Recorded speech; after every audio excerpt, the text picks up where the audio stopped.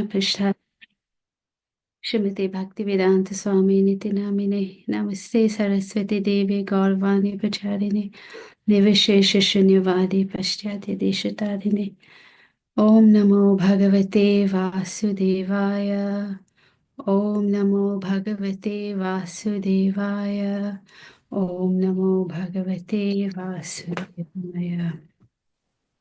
Reading from Srimad Bhagavatam, Canto 3, Chapter 6, Text 1. Chapter entitled Creation of the Universal Form.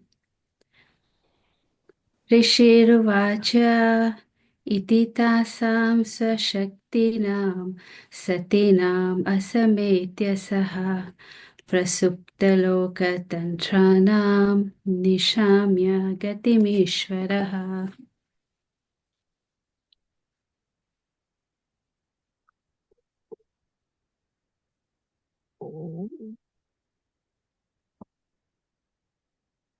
Rita Mataji, you're on mute. Sorry, Mataji.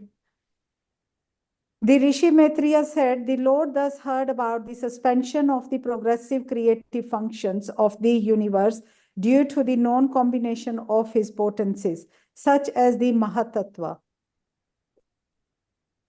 Text 2. Kala samgyam tada devim biprachaktim urukramaha trayo vimshati tatvanam ganam yugapata vishat. The Supreme Powerful Lord then simultaneously entered into the 23 elements with the goddess Kali, his external energy, who alone amalgamates all the different elements. Text 3. Sonu pravishto bhagavamsh cheshtarupena tam ganam Bhinnam samyojayam asa suptam karma prabodhayan. Thus, when the personality of Godhead entered into the elements by his energy, all the living entities were enlivened into different activities, just as one is engaged in his work after awakening from sleep. Text 4. Prabuddha karma devena trayo vimshatiko ganaha prerito janayat swabhir matrabhir adhipurusham. When the 23 principal elements were set in action by the will of the Supreme, the gigantic universal form or the Vishvarupa body of the Lord came into existence. Text 5.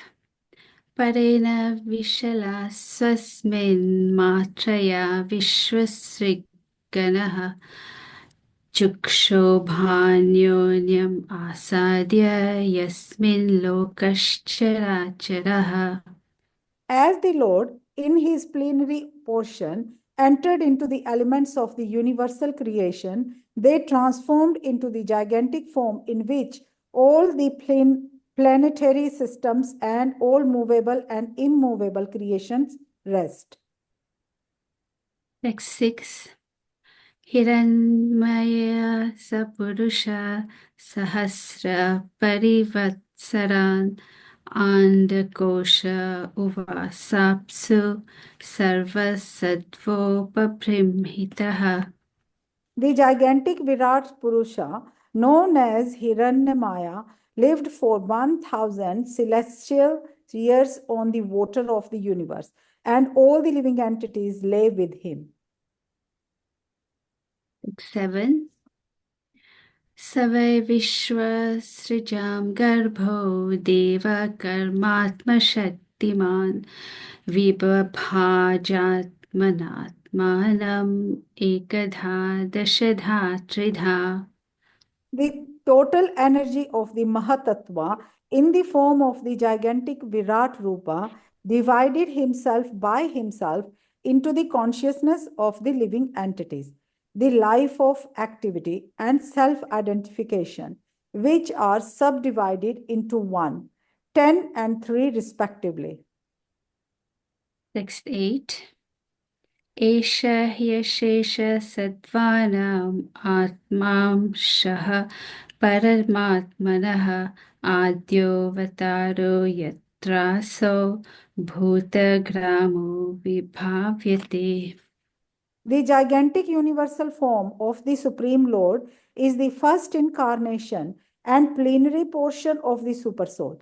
He is the self of an unlimited number of living entities, and in him rests the aggregate creation, which thus flourishes. Text 9. Sadhyatma sadhidaivascha sadhibhuta iti tridha virat prano dasha vidha ekadha hridayena cha. The gigantic universal form is represented by 3, 10, and 1 in the sense that he is the body and the mind and the senses. He is the dynamic force for all movements by 10 kinds of life energy. And he is the one heart where life energy is generated.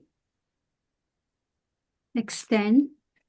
Smaran Vishwa Srijamisho Vigyapitamadhokshajah Virajam Atapatsvena Tejasainam Vivrittaye.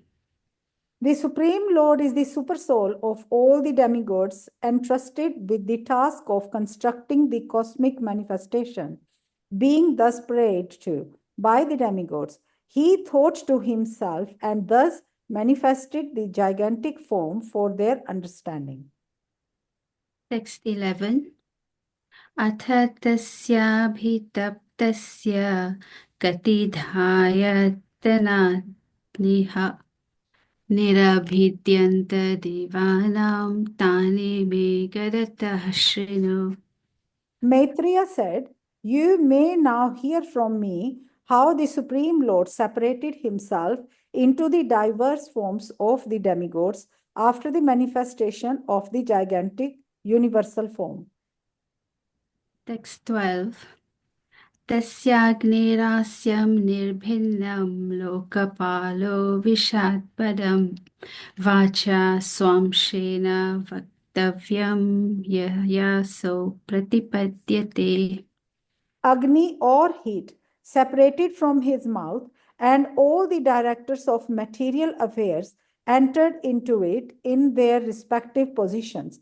By that energy, the living entity expresses himself in words. Text 13.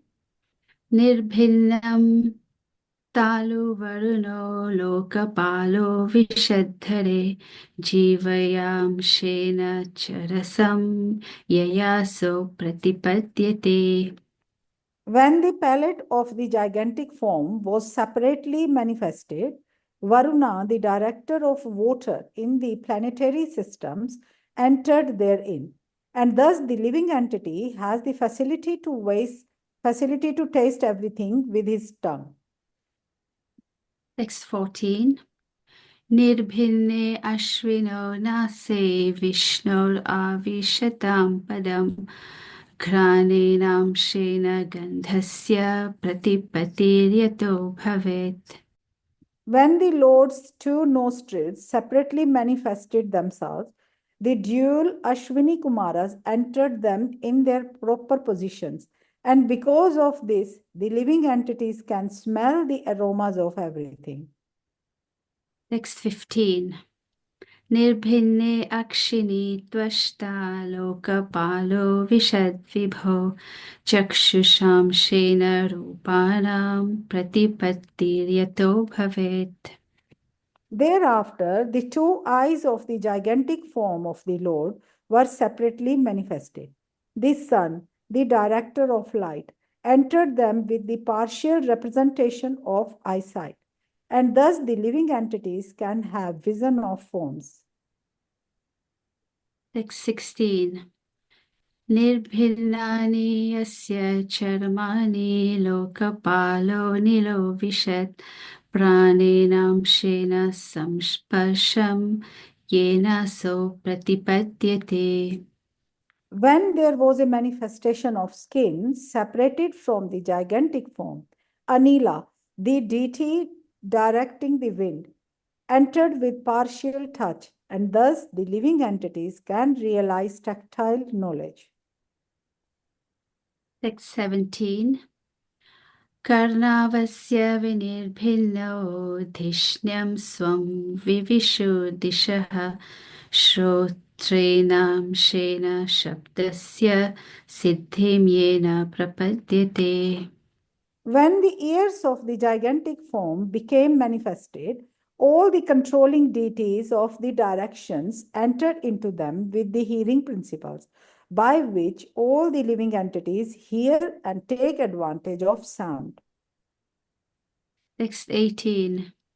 Tvacham asya vinirбhinnam vivishuddhishyam aushadhi amshena romabhikandam yairaso pratipadyate. When there was a separate manifestation of skin, the controlling deities of sensation and their different parts entered into it. And thus the living entities feel itching and happiness due to touch. Text 19. Medram tasya vinirбhinnam swadhishyam ka upavishat retasam shena yena sav anandam pratipadyate.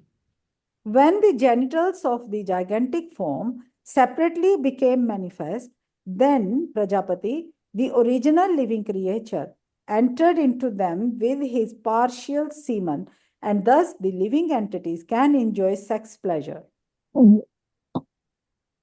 Text 20. Gudam pumsho vinirбhinnam mitro lokesha avishat payunam shena yena so visargam pratipadyate. The evacuating channel separately became manifest, and the director, named Mitra, entered into it with partial organs of evacuation. Thus, the living entities are able to pass stool and urine.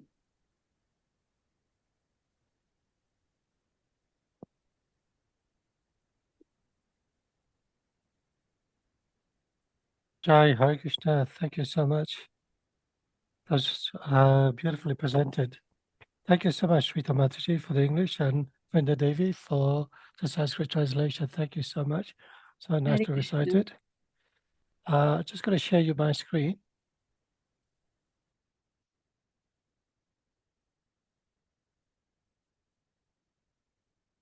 I just want to check that you can see that, okay? Hare Krishna, yes, Prabhuji. Okay, that's great. Thank you.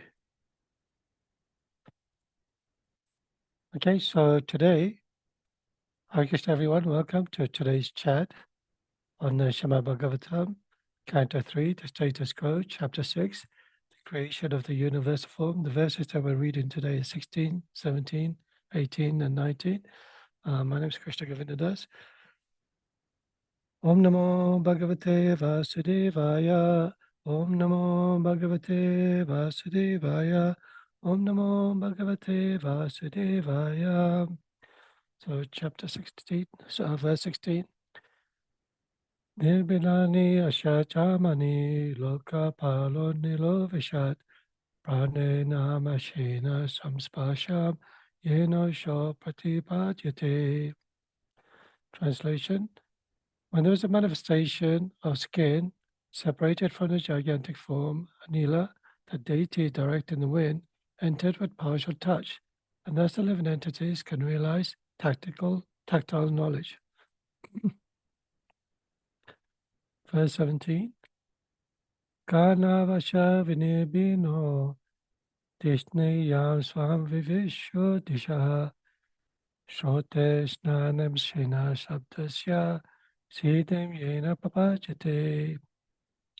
Translation: when the ears of the gigantic form became manifested, all the controlling deities of the directions entered into them with the hearing principles, by which all the living entities hear and take advantage of sound.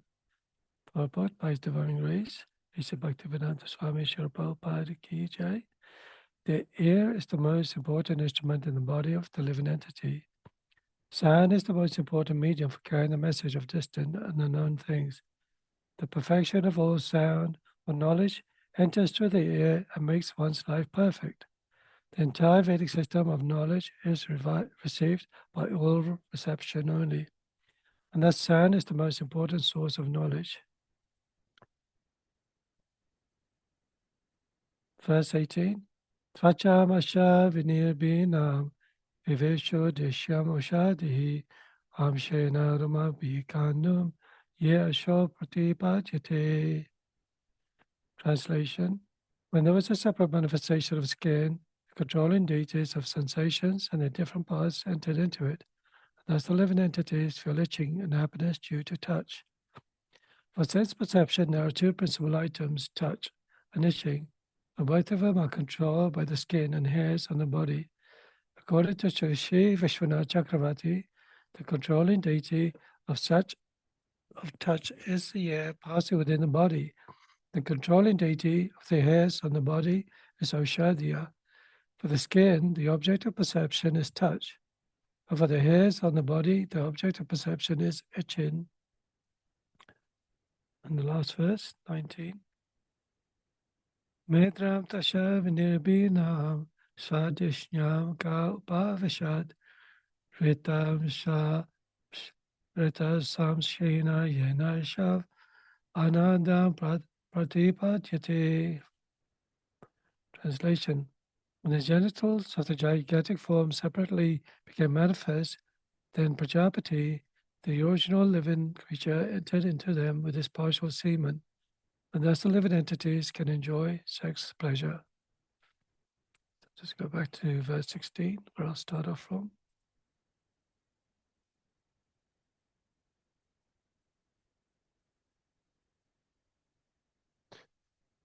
Okay, I'm just going to recite the invocation prayers. Please do join in. Om Jnana Timirandasya Gyananjana Shalakaya Chakshurmalitam Yena Tasmai Shri Gurave Namah Shri Chaitanya Mano Bhistam Stapatam Yena Bhutale Swayam Rapakadam Hayam Tadati Swapatantikam Vandeham Shri Guru Shri Yuta Padakamalam Shri Gurun Vaishnavamsha Shri Rupam Sagrajatam Sagana Ranganatam Vitam Tam Sajivam Sadvaitam Savadutam Parijana Saita Krishna Chaitanya Devam Shri Radha Krishna Padan Sagana Lalita Shivishakamitamscha He Krishna Karuna Sindhu Dina Bandhu Jagapate Gopesha Gopika Kanta Radha Kanta Namostate Tapta Kanchana Gaurange Radhe Vrindavaneshwari Vishabhanu Sate Devi Pranamami Haripriye Panchakalpatarubhyasya Kripa Sindhubhya Evacha Patitana Pavanebhyo Vaishnavebhyo Namo Namah Shri Krishna Chaitanya Prabhu Nityananda Shri Advaita Gadadhar Shivasari Gaur Bhaktivinda Hare Krishna Krishna Krishna Hare Hare Hare Rama Rama Rama Hare Hare. Hare Krishna. Welcome everyone once again to today's chat class, 5th of January 2025. I first of all like to offer my respectful obeisances to my Guru Maharaj, Srila Bhakti Swami, Namo Vishnu Padaya, Vishnu Vashtaya Bhutale, Srimati Bhakti Swami, Iti Namane, to Jagat Guru, his co-founder, Srila Prabhupada, Namo Vishnu Padaya, Krishna Vashtaya Bhutale, Srimati Bhakti Vedanta Swami, Iti Namane, Namaste Saraswati Devi Gauravani Prachayane Nirvishesha Sunyavadi Pashatya Desatarine. I'll kindly seek their blessings and the blessings of all the Vaishnavas listening so that I may be able to say something wonderful pastimes on the topic of Shri Radha and Krishna.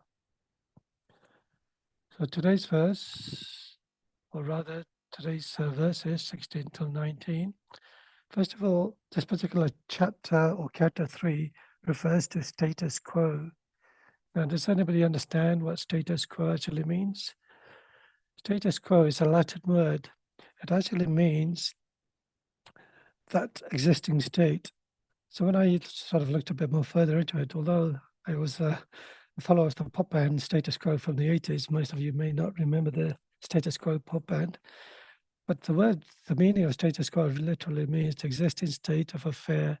This is especially defined in political or social structure, and it describes different topics which have various interests for everyone to follow.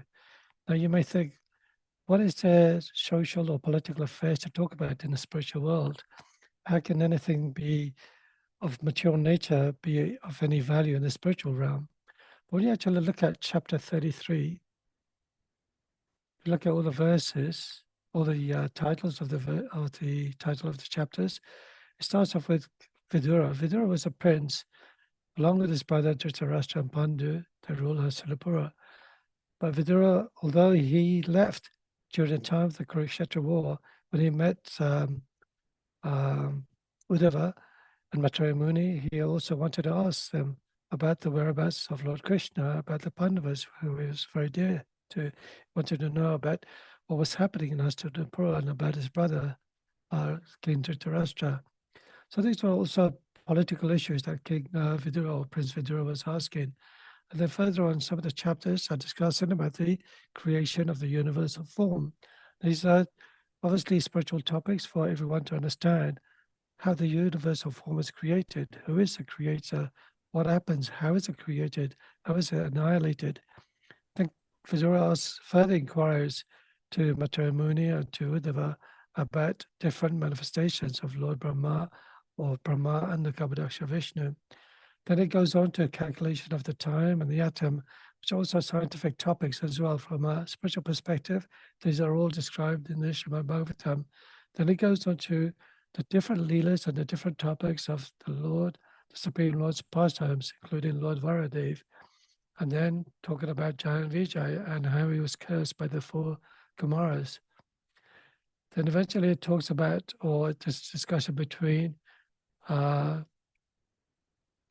Muni and Devahuti. Kadama Muni is educated Devahuti, and Devahuti, as a dutiful wife, is also taking care of the needs for Kadama Muni.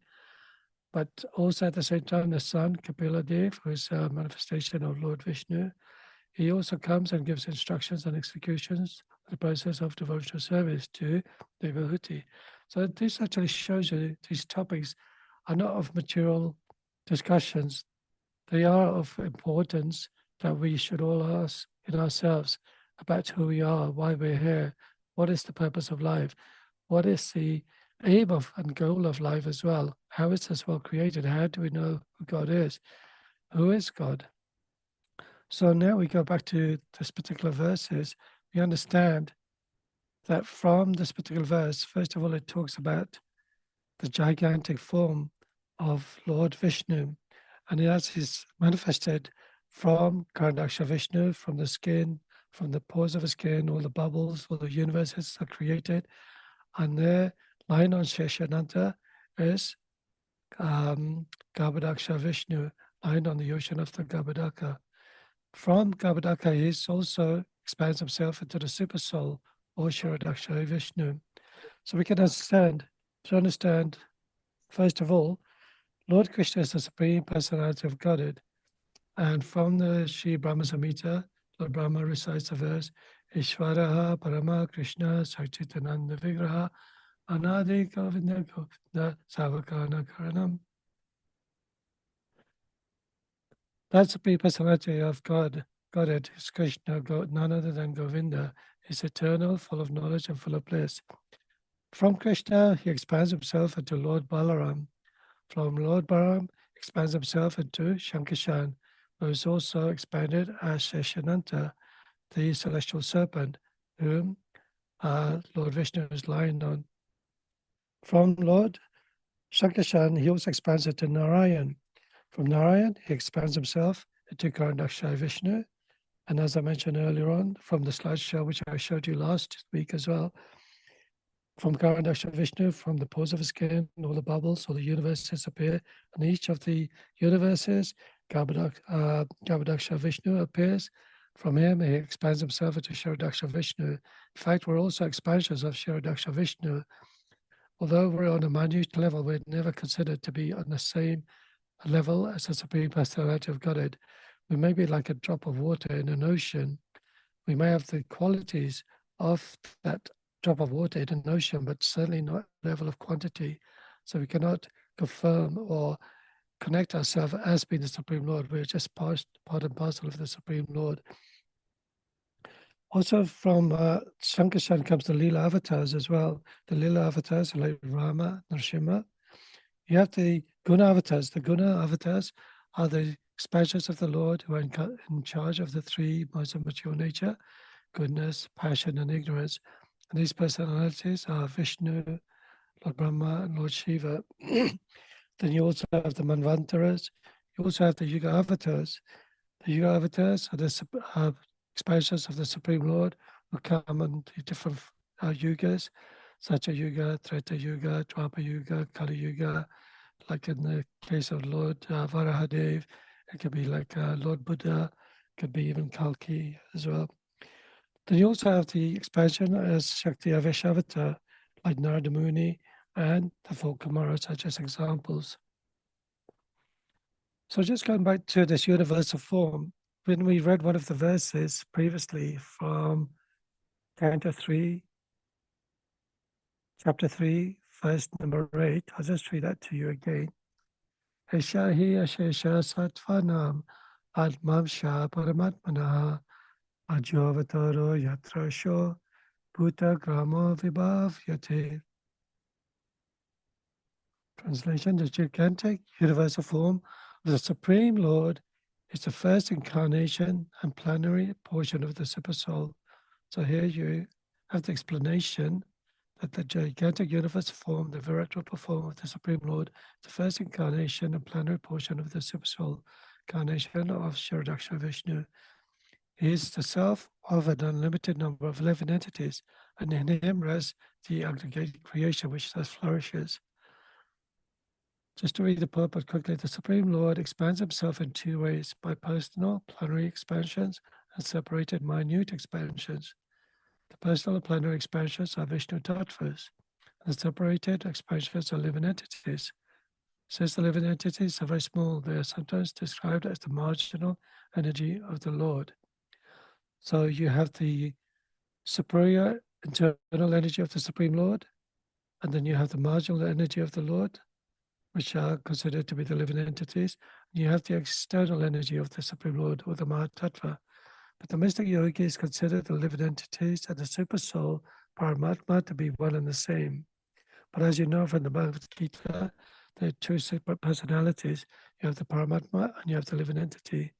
It is, however, a minor point of controversy. After all, everything created rests on the gigantic Virat, or universal form of the Lord. So here in detail it explains that the Virat Rupa form, the first plenary expansion of the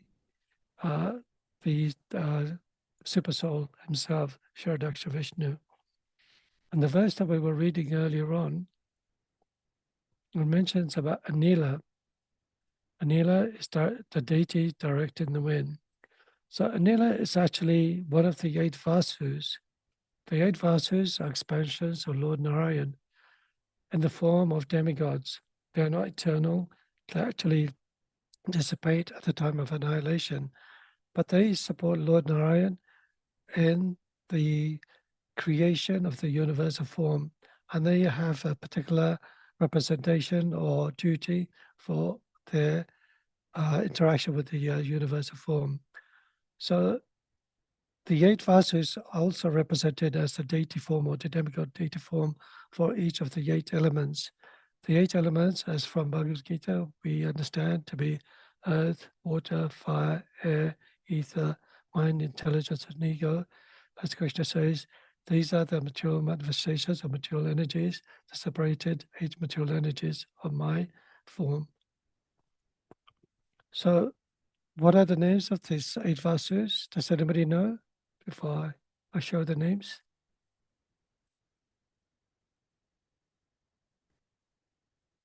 Okay. I'm not sure if this is actually from the Srimad Bhagavatam, but the 8 Vasus are referred to yours, the sky, Prithvi, the earth, Vayu, the wind, Agni, fire, Nakshatra, the stars, Varuna, water, Surya, sun, Chandra, moon. So just to reiterate, I'm not sure this is official from the Srimad Bhagavatam, but what it is, when I was doing a bit of research on the proper names of the Vasus from the database, I couldn't come across these specific names. And in there, it actually specifically mentions about other personalities as the 8 Vasus. But if anybody can show or share some of the wisdoms tonight, I'd be really grateful. So Anila is one of the 8 Vasus. The 8 Vasus, as I was explaining, are the different forms of demigods, and they're there to represent each of the 8 elements, the mature nature.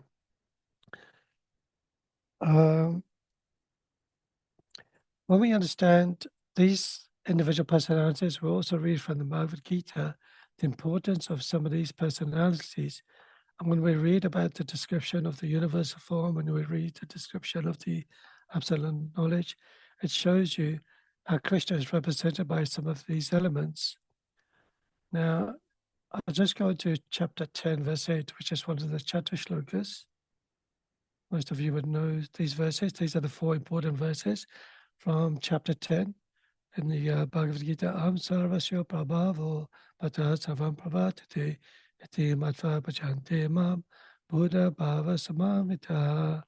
The translation, I am the source of all spiritual and material worlds. Everything emanates from me. The wise who perfectly know this engage in my devotional service, worship me with all their hearts. I just wanted to show this because I just wanted to show you where the Vasus have actually originated from. So in the purport, Srila Prabhupada writes, then again, the Narayana Upanishad says, Atta Purusha Have Narayano Kama Yata Prachashreyati. Then the Supreme Personality, Narayan, desire to create living entities. The Upanishad continues, Narayana Brahmajayate, Narayana Prajapati, Narayana Prajapati Prajayate, Narayana Indra Jayate, Narayana Stavashava Jayante, Narayana Dekadasha Rudra Jayante, Narayana Dvadasha Dityaha, Dvadasha Dityaha, sorry. From Narayan, Brahma is born. From Narayan, the patriarchs are also born. From Narayan, Indra is born. From Narayan, the 8 Vasus are born. So we can understand from here, the 8 Vasus, or representations of the 8 elements, or demigods, are born from Lord Narayan. From Narayan, the 11 Rudras are born. From Narayan, the 12 Adityas are born. This Narayan is an expansion of Krishna. So here it also explains that Narayan is only an expansion of Krishna, Krishna being the Supreme Personality of Godhead. Ishvara Parama Krishna, as I mentioned earlier on. And as I was describing earlier on, that the different elements are also representations of Krishna in different ways. And if I share you chapter 10 is the opulence of the Absolute. And when you read further down, it actually tells you some of the different representations of the mature nature are also represented in the form of Krishna in his universal form. Okay, let's go back to 21. Of the Adityas, I am Vishnu. Of lights, I am the radiant sun. Of the Maruts, I am Maricha, and among stars, I am the moon. So here we can see 2 different elements that are described in the Vasus, the radiant sun and the moon. So of lights, here's the radiant sun, and among the stars, here's the moon. He also mentions of the senses, I am the mind. So when we refer to the mind, intelligence, and ego, of the senses, he is considered to be the mind. On bodies of water, I'm the ocean. So we've got a few, there's some other ones as well here. There is another one which mentioned, I think it's 1031. I'll paraphrase, I'm the wind. When you think about the wind, you know, nobody understands exactly where it comes from or where it goes. Although from a, I suppose from a weather point of view, they understand the high pressure and the low pressures causes the wind to fluctuate in different sort of speeds around the earth. But how these high and low pressures, of course, one has to understand how do they come from. Of course, they all come from the Supreme Personality of Godhead. But when you notice that when you have a disturbing smell, the wind purifies the atmosphere, and at the same time, the wind brings beautiful aromas from the sea, from the rivers, from the mountains, that actually, when you inhale it, it allows you a connection to the Supreme Lord within your heart. So here I was just trying to explain to you the different elements of earth and how Krishna describes himself of these representations. So sometimes we may think, well, I can't focus on the Supreme Lord, it's very difficult. Sometimes when we actually look at all the elements around us, even like if you look at water in the Bhagavad Gita, it says, "O son of Kunti, I am the taste of water, the light of the sun and the moon." When you drink water, of course, you offer to Krishna. You quench yourself, you quench your thirst, you feel happy when you taste that water, especially when you're traveling to India or a hot country and you're dying to have a drink. You understand, wow, what it means to have something to drink to overcome that dehydration. So when you actually understand that these are representations of the Supreme Lord, you can also meditate them in the different forms of the Lord to help you connect to the Supreme Lord. Of course, our focus is on the Supreme Lotus feet of the Lord. From focusing on the Supreme Lord, just by seeing his smile, it actually evaporates oceans and oceans of tears that's accumulated over thousands of lifetimes, allows you to connect oneself, to cleanse your heart, to purify yourself. And even like we read the verses from Shikshastakam, Chaitanya Padamajanam, just by chanting the holy name, purifies the heart, which has accumulated by dust over many generations of lifetimes. By chanting the holy names, all the energies of the Supreme Lord is invested in that holy name as well. And that allows us to be connected to the Supreme Lord. And ultimately, when you actually connect from ourselves internally, then we actually feel that connection to the Supreme Lord. We don't necessarily have to look outside with our eyes. So that's why in the last verse that we read today, it mentions out of all the senses, the most important senses is hearing. So that's why when we hear the verse, Shravanam Kirtanam Vishnu, Smaranam Padasevanam, Archanam Vandanam Dasyam, Sakyam Atmanivedanam, out of the 9 devotional processes of devotional service, have I gone past it? Sorry, I think I've gone past it. I just gotta read that verse again to you.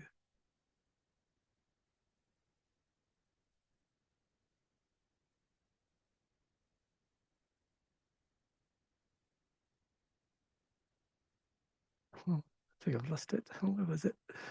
Okay, it's gonna be one more.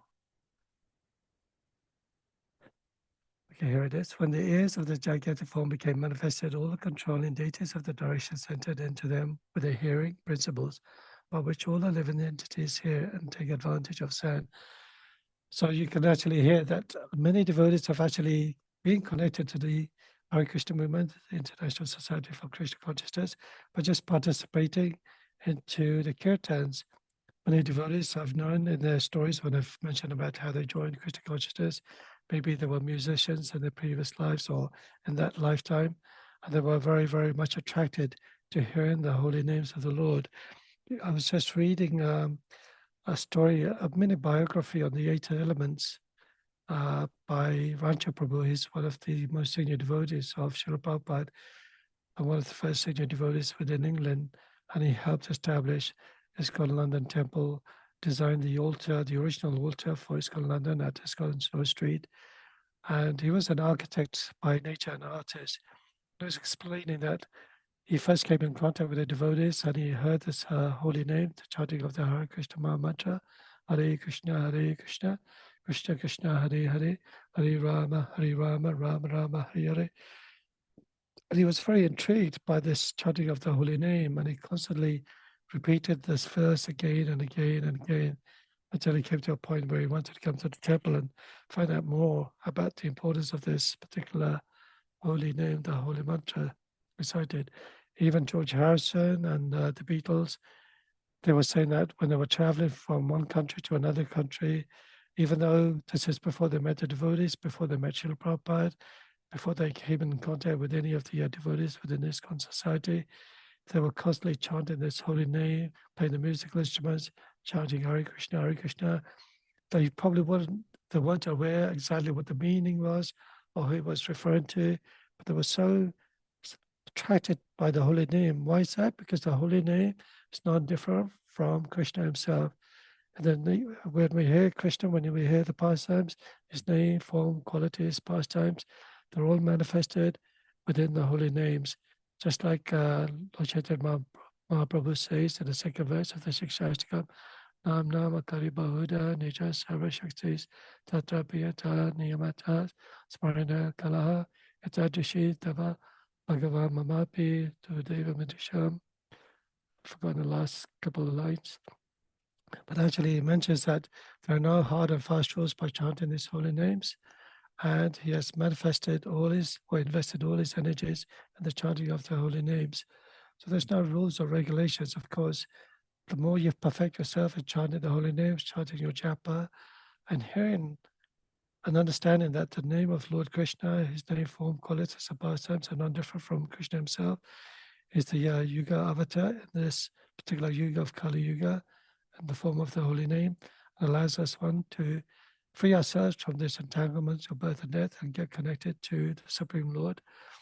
We can actually free ourselves from, like many births, life after life, we've been coming into this material world, not understanding the purpose and aim of our goal in life. But when we come in contact with the devotees, by the association of a spiritual master who guides us, one can perfect his life in this lifetime alone. And this chanting of the holy name is not an ordinary thing as well, because it's actually described in this Kali Yuga that this is the age of spiritual perfection. Harinam, Harinam, Harinam, Eva Kevalam. We understand that by chanting of this holy name, this age of quarrel and hypocrisy, there's no other way, no other way, no other way than by chanting the holy name.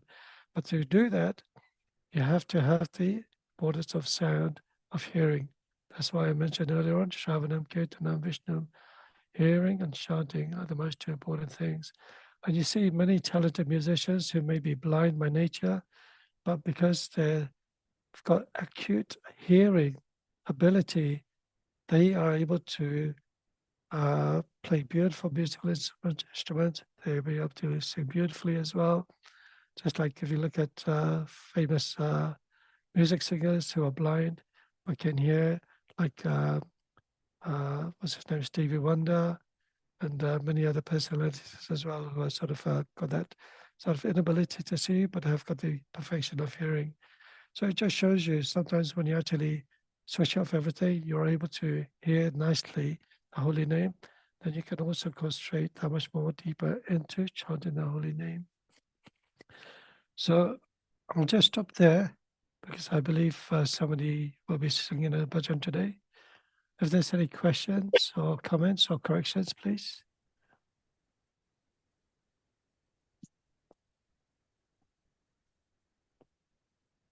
Thank you so much, and thank you everyone for listening. Please accept my humble obeisances and forgive me Hare for any Krishna. mistakes. Thank you. Hare Oh, Krishna, Hare Krishna. Prabhuji. Hare Krishna. Indalika Thank Mataji. you. Yes, thank you. Thank you, Prabhuji. Thank you for the nice class. You were asking about the vasus, right? The 8 vasus, Yeah, right? So we know that it already said that you already said that there are sky, earth, wind, fire, stars, water, etc. The 8 vasus. But if we go to Mahabharata, we see that the 8 vasus, there was a son, the 8 sons of Mother Ganga and King Santanu. yes, And yes, they were the 8 vasus. So yeah, the first son, who is named Jo, so he was also known as Prabhasa, as Devavrata, and then when he took the vow of remaining celibate, he became Bhishmadev. So he was. yes, So also yes, we see that all the vasus, the 8 vasus, they stole the cow of Vashishta Muni, and then yes, they were cursed. So as soon as they were born in this material world, well, when we were cursed, they asked for forgiveness. Then Vasishtha Muni said that, okay, the 7 of them, they will go back to the spiritual sky as soon as it is birth. That's how Mother Ganga put all of them in the sea, one after the other in the river. Yes. So also we see that then Bhishma Dev, he stayed for longer, for much, maybe 436 years he lived in this material world. But here also we see the curse. The curse is also kind of a blessing for Bhishma Dev. He didn't have a good life with the Kauravas, but still he was happy staying and spending time with Lord Shri Krishna. That was a good part of it.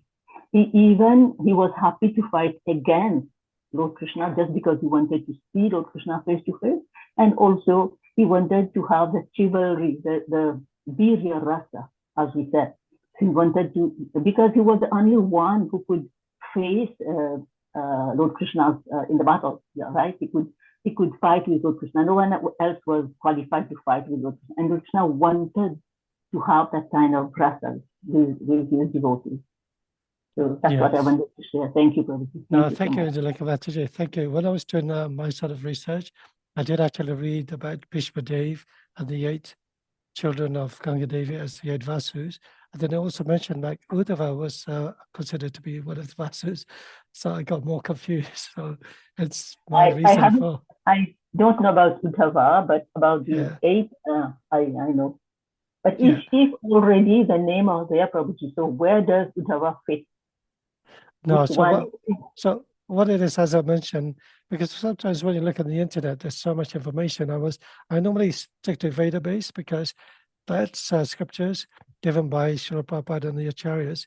Because I also read that the 8 Vasus within the Srimad Bhagavatam, it mentioned about the 8 Vasus to be the children of Devaki.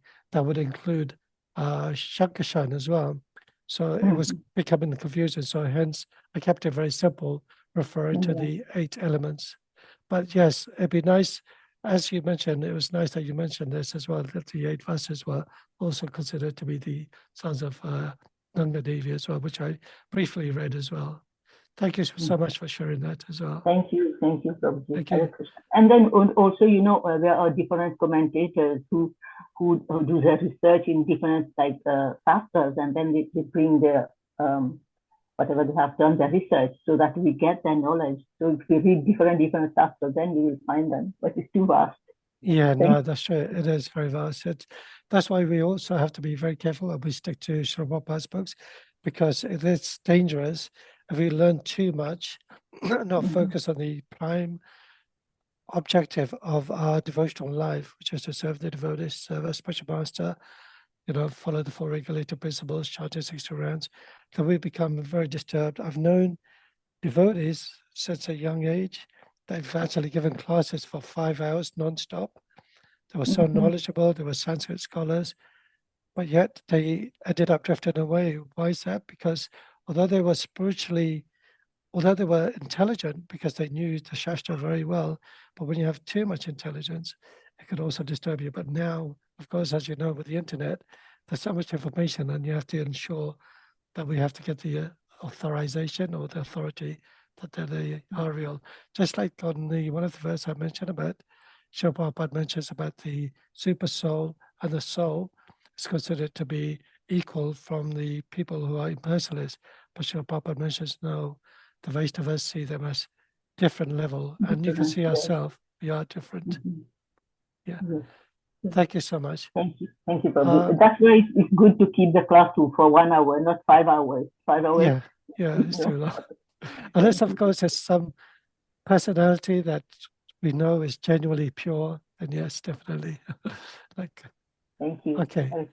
So I believe, Nikhil, probably you're going to be singing beautiful bhajans today. I'll stop sharing. Hare Krishna Prabhuji, Madanand Pranam, oh glory to Srila Prabhupada. Yes, Prabhuji, we have Nikhil Prabhuji who will be singing a beautiful bhajan, Jai Radha Kirivardhari. But before he sings, we have Shriji Kishori Mataji who will be doing the English translation, if that's okay, Prabhuji. Thank you. When you're ready, Shri Kishori Mataji, Hare Krishna. Hare Krishna, thank you, I'm here. Translation. All glories to Srimati Radharani and Girivaradhari. He is the son of Nanda Maharaj. She is the darling of Maharaj Vrishabhanu. He wears a peacock feather in his crown, and a shining flute is placed on his lips. Her long braids appear brilliant, and she has a gentle smile on her face. Wearing a garland of forest flowers, his neck is splendorous. Wearing a shimmering pearl necklace, her neck is splendorous. His yellow garments enchant the minds of everyone within the universe. Her blue garments display a brilliant effulgence. Jeweled ankle bells resound on their reddish lotus feet.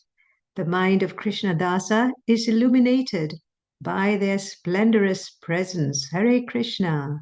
Thank you. Hare Krishna. Thank you, Sri Kishori Mataji, for reciting the beautiful translation. So actually, just before I start the bhajan, I was just going to say, I was not too long ago, I was on a retreat in India with Krishna Govinda Prabhu and his wife Shampriya Mataji. They were also on that retreat. And one day when we were on the coach, Shampriya Mataji sang this same bhajan really, really beautifully. It was astonishing, actually. It was just amazing. So, you know, I really love this bhajan, so I thought, let me try it as well. It won't be anywhere near what Mataji did on that retreat, but at least, you know, I'll give it a go. So yeah, Hare Krishna. Jaya Radha Girivaradhari Jaya Radha Girivaradhari Shri Nanda Nandana Vrishabhanudulari Shri Nanda Nandana Vrishabhanudulari Vrishabhanudulari Radhe Vrishabhanudulari Vrishabhanudulari Radhe Vrishabhanudulari Jaya Radha Girivaradhari Mora Mukata Mukha Murali Jori Mora Mukata Mukha Murali Jori Veni Viraje Mukhe Hasitori Veni Viraje Mukhe Hasitori Jaya Radha Girivaradhari Jaya Radha Girivaradhari Unaki sohe Galevana mala